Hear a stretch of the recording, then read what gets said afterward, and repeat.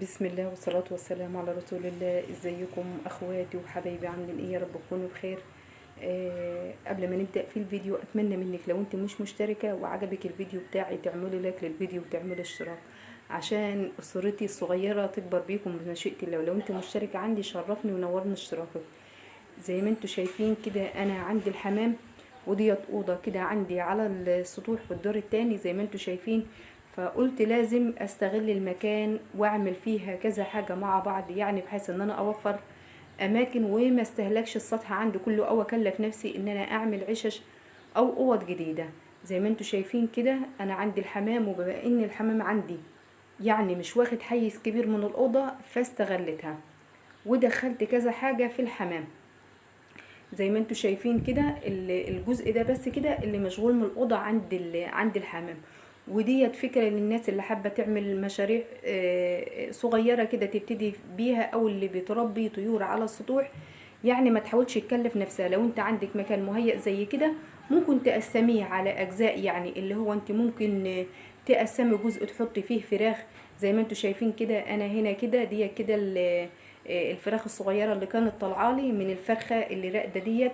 وده كده يعتبر تالت حاجة استخدمها كده في الأوضة. زي ما انتوا شايفة الفرخة راقدة وجنبها حمامة بيضة وراقدة برضو مفيش أي مشاكل.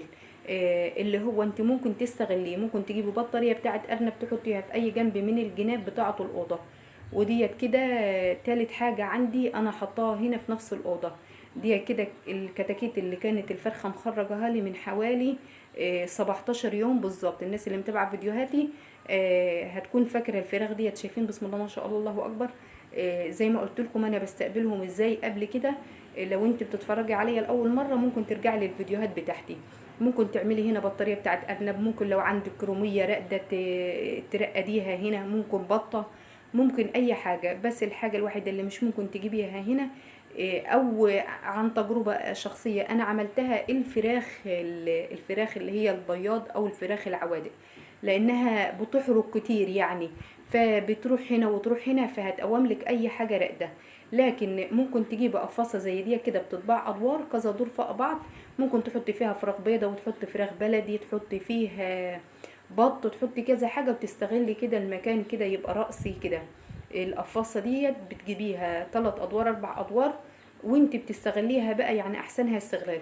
يبقى ربيتي واستفدتي من المكان اللي انت عامله فيه بكذا حاجه، يعني فيها مش يعني خلتيها على قد الحمام بس اوضه واسعه كبيره او مكان واسع وكبير واستغليته على قد الحمام بس، لا حاطه فيها كذا حاجه. وبمشيئه الله لما اجيب برضو البطاريه بتاعت الارانب، الناس عارفه ان انا بربي ارانب بس احطها في مكان تاني. لما اجيب بطاريه بتاعت ارانب هحطها كده في جنب من الجوانب بتاعه الاوضه، وهستغلها برضو عادي مفيش اي مشاكل، وهحطها هنا مفيش اي مشاكل خالص. فانت كده يبقى انت استفدت احسن استفاده. ممكن تقسمي الاوض دي كده بسلك، يعني تحاولي بقى تجيبي الحمامه في جنب كده معين وانت بترتبيها حسب بقى استغلالك للاوضه بيبقى عامل ازاي. بتحسني استغلالها خالص. لو انت مش عايزه تقفلي على حاجه ممكن بتجيبي كده بسلك وتحوطي كده على كل حاجه كده زي اخنان كده، زي ما احنا ما بنقول الفيوميه. اخنان كده في كل مكان كده، تعملي ركنه كده لكل الحاجات اللي عندك. حبيت افيدك النهارده بمعلومه بسيطه كده، يا رب اللي يتفرج على الفيديو بتاعي يكون استفاد منه. ودمتم في حفظ الله.